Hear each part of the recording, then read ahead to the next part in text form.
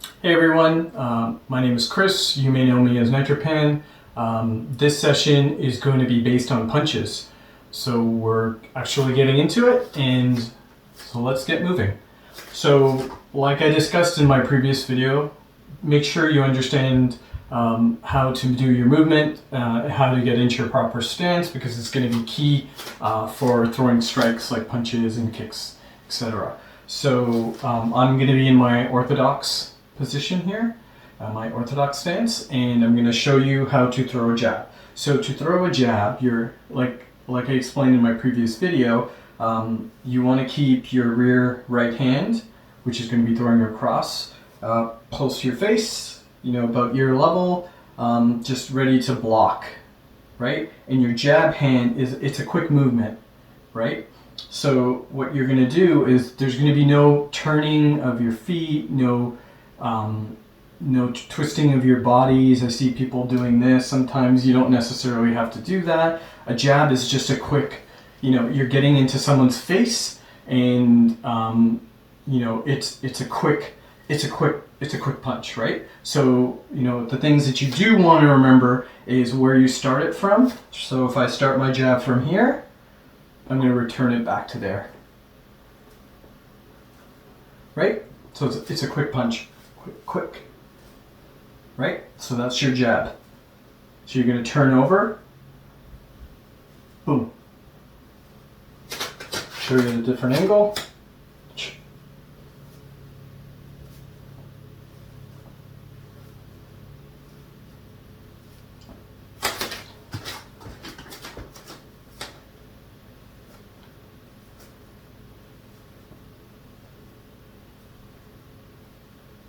Right?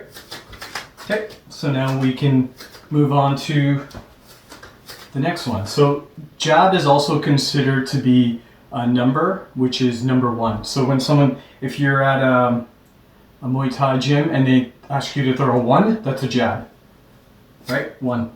And so this, which is your cross, is a number 2, right? So keep your hands up, and for the cross, what you want to do is you want to turn your knee inward, and your toe at the end of your jab, your feet will be pointing towards your other feet. So like I said, I'm in orthodox. My lead foot is pointed forward. My rear foot is pointed on an angle. When I throw my cross, I'm going to turn it over. I'm going to turn it. And with that turn of, right, I'm twisting my body, and now I'm able to reach my cross a lot further.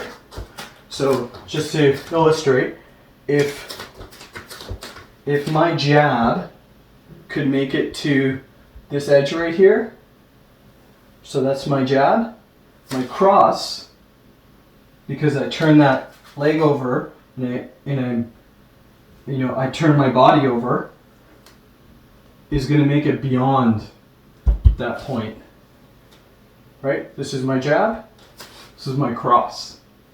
So I make it, about 4 or 5 inches across where the jab would hit. So jab, quick movement, cross. It's a power movement, right? Now, you don't have to put power into it if you're going to follow it up with something, but, a cross is generally a straight punch. They call it number 2, a straight or a cross, or a punch. Some people even call it a punch, right? So this is a jab. This is the number 1 or jab. Number 2, straight, cross. They're all the same. You can do it to the body. You can do it to the head, right? So like I said, turn that foot. Give you a better angle. So I don't know if you could see how my foot turns, how my body turns, right? And you want to return it back to where you get it. Don't do this. Don't do this. I know we get tired sometimes, but when you do this, or when you do this, you leave openings for a return. And if you're if you get to a point where you're sparring or something like that, and you punch someone and you drop your hand to bring it back, most likely when you punch someone, they're going to punch you back. So now you just left this side of your face open, right? So if they wanted to throw a kick, it's just wide open, right? So that's why even when we throw it, right, our head is even covered by this punch, right? So even if someone threw a hook while we were throwing a cross, I'm probably going to connect on my cross while they try to connect on their hook, but my arm's going to take that hit, right? And then I'm going to bring it back to block. Okay, so that was 1, 2. Now, this is a front hook or number 3. So what you see is this foot is going to turn, just like how my rear foot turned. It's going to turn with my punch. And then you want to bring your hook, your winding, hooking arm, you want to bring it past your body. Because if your opponent's face is right here and you're going to punch them, you're not going to just give them a love tap, right? You want to go through, you want to follow through, just like your cross. You're not going to just do this and be like, there you go. You want to go through, right? So hook, right? Plant that back foot and turn that front foot. So I'll show you on this angle, right? Now some people, there's 2 ways of throwing your hook. You can pretend like you have a beer bottle or a can and you're holding it up, or you can actually corkscrew and pretend like you're drinking it, right? Boom. I like this method better because I feel like when even in your cross, when you corkscrew, you're driving more muscle into that punch, right? So hook, hook, hook, right? So that's your number 3. And then you also have your rear hook. But we don't throw rear hooks as much in Muay Thai because rear hooks leave a lot of an opening. And but just so you understand, see how my foot turned? It was very similar to a cross. So if I threw my cross, I threw my hook, right? Hook, front hook. The only thing is jabs don't turn. Hook, hook. So front hook, rear hook. If you're in southpaw, same thing, is just like a mirror image, right? Front hook, rear hook. Front hook, rear hook. You want to shift your weight when you do these movements, right? So a jab, you don't really have to shift your weight.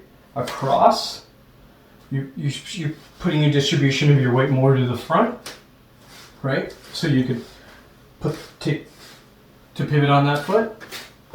A hook, you're kind of leaning back a little bit, so you're putting the distribution on your rear foot for that hook, right?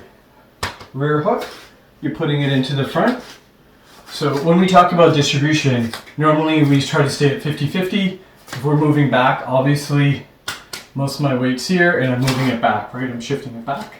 Now for hooks, same thing. So my front hook, I want to put a little bit more distribution of my weight in my back.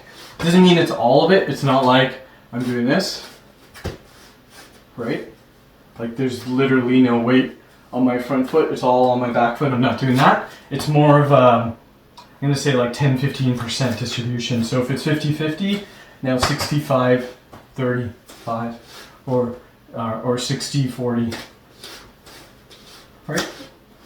So we got hooks now taken care of, and uppercuts are very similar to hooks. So hooks go like this, uppercuts go like this, right? So a front uppercut, you're still turning your foot, and depending on how tight you are, so sometimes you're really close. Like let's just say you're working on a bag, you're really close. Or if the bag's a little bit further away, you want to drop that hand just a little bit more. But don't, for an uppercut, don't do like a Hadouken and try to, lift up dirt while get the power from the earth and make a spirit bomb type thing. You want to drop it just enough to pass their gloves or whatever it is, whatever is interfering for you to be able to get that hook. Now you can also do a body shot hook type movement, but so if they're close, just drop it a little bit, boom, and up, right? And turn that front foot, boom. That's where you get your power. For rear hook, you're gonna have to drop it a little bit more, but don't drop it like this, right? Still, boom, right? And turn that back foot, boom, right? So hook, hook, right? Up, up. I'll show you the other side. Up. So that's a tight. It's a further one, more loose. The foot movement, when we turn our hip and we twist our body, right? It lets us extend more, and it also lets us drive like a corkscrew, driving power into it. Whereas if you just stood still and try to punch someone, right, you're just using your arm. If you use your feet, your hips, your shoulders, you're using your entire body to deliver that cross, uppercut, the hook, right? I'm still using my body, boom, that twisting, right? On the uppercuts, you don't have to twist, like you don't have to go like, boom. Just like maybe half the motion that you would do for the hooks. So the hooks, you want to basically that foot pointing in the direction where your punch is going, right? Boom. Uppercut. Hook. Well, hopefully that kind of cleared things up. I'm just going to do a little bit to show you some more, and then we can get into more detailed combinations in a later session. Right? So jab, cross. So if you want to try it with movement, jab, cross, up, up. Nope, I'm just going to throw an elbow. I should like that. So to the right, cross, up, cross, up, hook, cross, up, hook, up, cross, jab, cross, jab, cross. Okay, and I'll show you some on the southpaw. Cross, jab, cross, hook, up, up, hook. Okay. Movement, movement, jab, cross. Movement, jab, cross. Jab, cross.